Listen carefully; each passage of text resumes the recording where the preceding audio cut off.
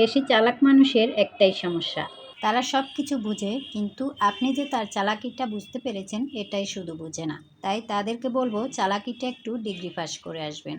আসসালামু আলাইকুম, welcome back to my channel best রুমে।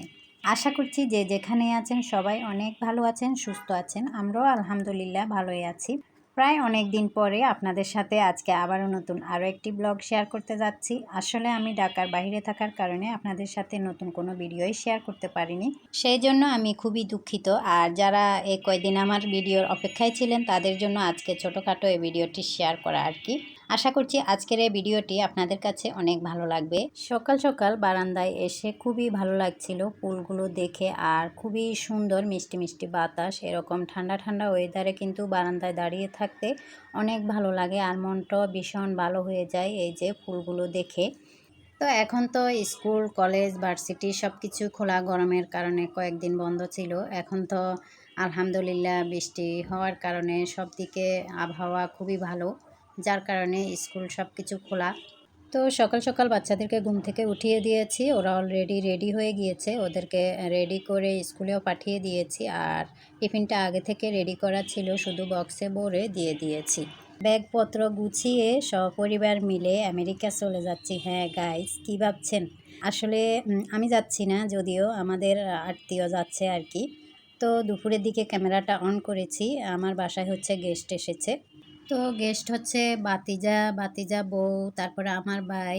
তো আমার ভাতিজা আবার হচ্ছে এখন আমার ভাইয়ের বন্ধু, আর ওদের ফ্যামিলির সবাই হচ্ছে আমেরিকা চলে যাবে রাত্রের বেলা ফ্লাইট। তো ওরা হচ্ছে হাজব্যান্ড ওয়াইফ দিনের বেলা এসেছে আমার ভাই সহকারে। ওরা যেহেতু শপিং করবে তো ওরা যমুনা ফিউচার পার্ক যাবে, সেই জন্য হচ্ছে ব্যাগপত্রগুলো আমার বাসায় রেখে গিয়েছে। আর ওরা হচ্ছে যে গাড়িতে করে ঢাকা এসেছে সে গাড়িতে করেই শপিং করতে যাচ্ছে আর কি।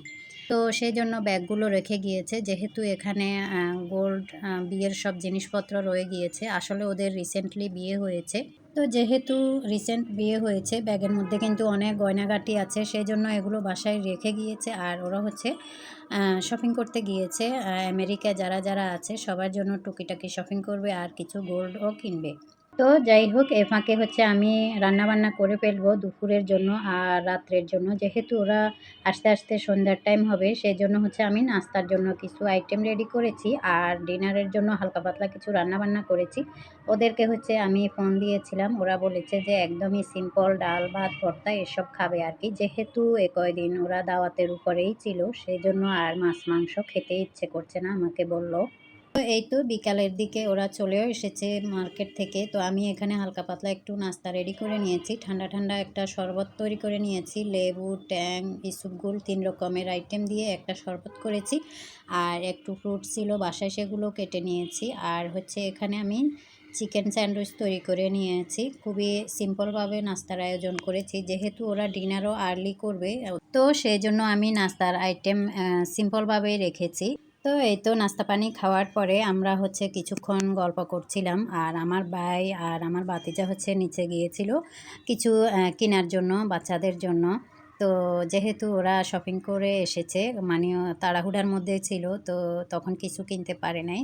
তো এই তো আমরা গল্প করছিলাম, আর হচ্ছে যেহেতু তখন অনেক বেশি গরম ছিল, তো আইসক্রিম খাচ্ছিলাম সবাই মিলে বসে, অনেকক্ষণ গল্প করলাম। আর এ ফাঁকে হচ্ছে আমি তাড়াহুড়া করে আবার কিচেনে চলে গেলাম একটু ভর্তা বানানোর জন্য।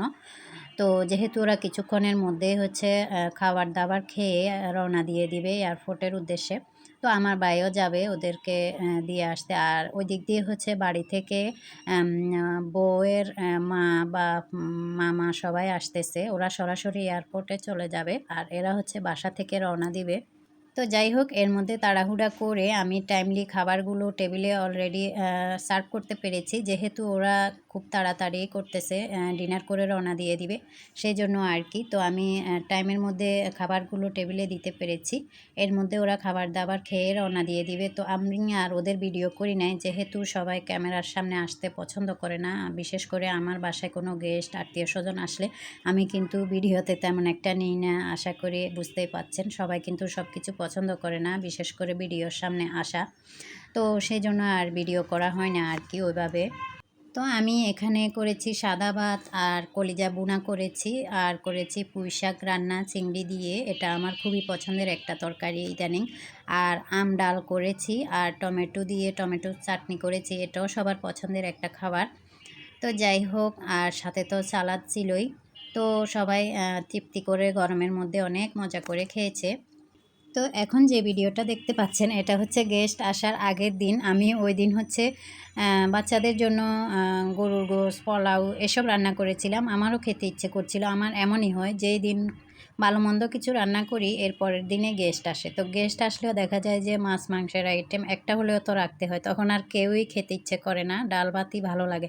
তো যাই হোক, ওই আগের দিনের ভিডিওটাই আমি এই ভিডিওর সাথে জুড়িয়ে দিয়েছি। আশা করি আপনাদের কাছে ভালো লাগবে। তো এই যে দেখুন, আমি এখানে গরুর গোশত রান্না করেছি, একদম কালারটা কিন্তু অনেক সুন্দর এসেছে। আর হচ্ছে সাথে সাদা জর্জরে পোলাও করে নিয়েছি। আসলে নর্মালি আমার কি পোলাও, বিরিয়ানি এই টাইপের খাবার তেমন একটা পছন্দ না। তো ওই দিন হচ্ছে খেতে ইচ্ছে করছিল, তাই করেছিলাম আর কি। যাই হোক, আর খুবই মজার হয়েছিল পোলাওগুলো, একবারে জর্জরে এবং সাদা হয়েছে। আশা করি দেখেই বুঝতে পাচ্ছেন। তো আমি হচ্ছে এখানে প্রায় হাফ কেজির থেকে একটু বেশি পরিমাণে পোলাও করতেছি। তো বাচ্চারা হচ্ছে দেখা যায় যে এটা খায় আর কি। তো আমি একসাথে একটু বেশি করে রান্না করে নিলে হচ্ছে পরেও খায়। তো আমি কিছুটা পানি দিয়েছি, আর কিছুটা হচ্ছে লিকুইড দুধ দিয়ে করেছি, আর একদম ঘিয়ের মধ্যে চাউলগুলো ভেজেছি, এতে করে খুব সুন্দর একটা সুঘ্রাণ বের হয়। আর এখানে হচ্ছে গোটা গরম মশলা দিয়ে দিয়েছি। আর পোলাও, বিরিয়ানি সব রান্নাই এখন মোটামুটি সবাই করতে পারে, তারপরও যারা নতুন তাদের জন্যই বলা আর কি। তা আমি যতটুকু চাল নিয়েছি তার ডাবল পানি দিয়েছি। অনেক সময় দেখা যায় যে আমি মেপে দিই, অনেক সময় আইডিয়া করে দিয়ে দিই। তবে মেপে দিলে খুব ভালো হয়, একদম পারফেক্ট হয় আর কি, জর্জরে হয়, কোনো সন্দেহ থাকে না নরম হয়ে যাওয়ার। যেহেতু জর্জরে খেতেই ভালো লাগে এসব খাবার। তো যাই হোক, এ ফাঁকে কথা বলতে বলতে পোলাও রান্না করা হয়ে গিয়েছে। আমি কয়েকটা কাঁচামরিচ দিয়ে দিয়েছি, উপর থেকে বেরেস্তা দিয়েছি, আর পোলাওয়ের মধ্যে আমি হচ্ছে আলু বোখারাও দিয়েছি, সেটা স্কিপ হয়ে গিয়েছে। তো যাই হোক, পোলাও হয়ে গিয়েছে। আমি চুলাটা অফ করে ঢাকনা দিয়ে ডেকে দমে রেখে দিব, এতে করে আরও খুব বেশি ঝরঝরে হয়ে যাবে। আর নামানোর আগে হচ্ছে আমি ঘি দিয়ে দিই, এতে করে খুব সুন্দর একটা সুঘ্রাণ বের হয়। তো আজকে ভিডিওর একবারে শেষের দিকে চলে এসেছি। আর ভিডিওটি ভালো লেগে থাকলে লাইক, কমেন্ট, শেয়ার করে দিবেন বরাবরের মতো। আজকে তাহলে এখান থেকে বিদায় নিচ্ছি। আল্লাহ হাফিজ।